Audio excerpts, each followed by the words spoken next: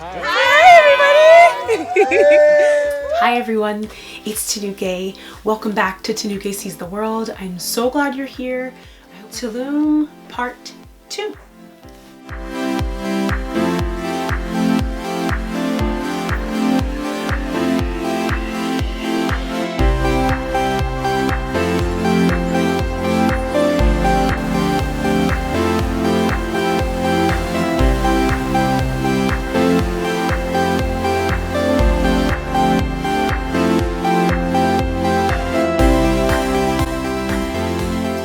What I learned when I was in Tulum is that the original name is actually Sama, which means sunrise. And while we were there, we had a chance to take a tour of the Mayan ruins.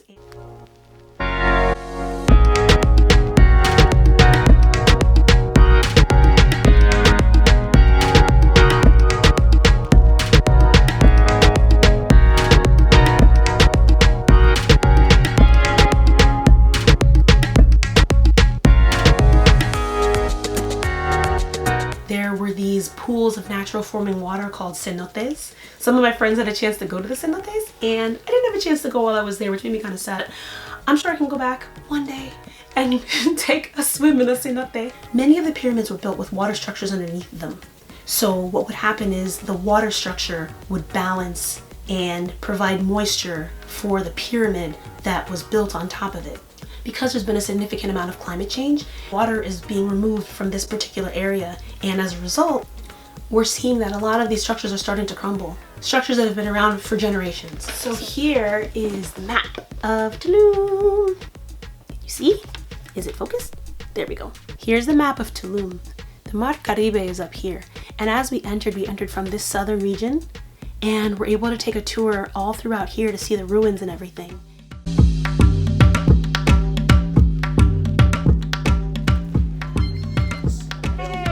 Steps, it's accessible, there are options, and it's beautiful here.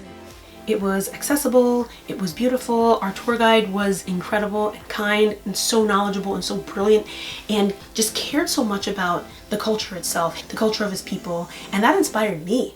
I was like, I want to know more about this culture too. Mayan territory.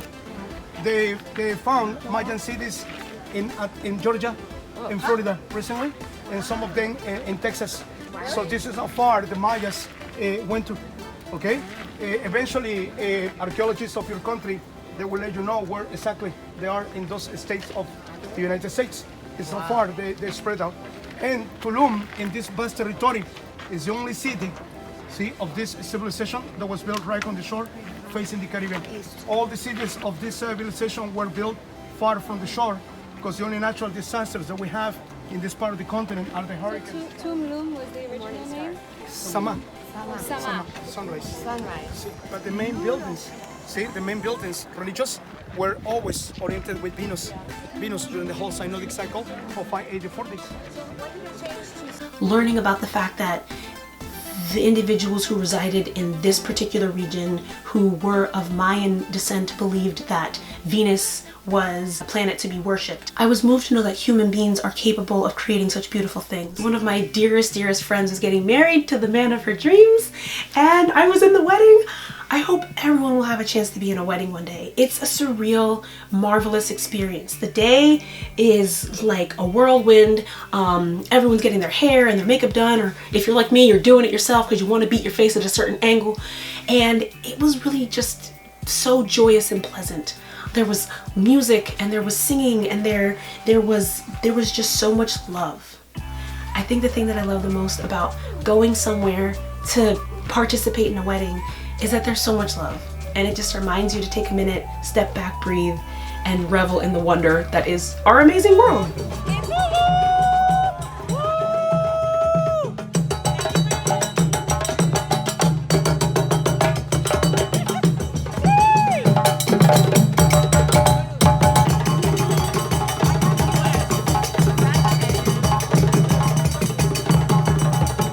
Blessed to have a chance to see this side of the Caribbean. My mom's side of family is from Jamaica, and it was just really great to be on this side and to see what it was like to experience the waves rushing in. I guess the way I would describe Tulum is open-hearted. I think it's an open-hearted place.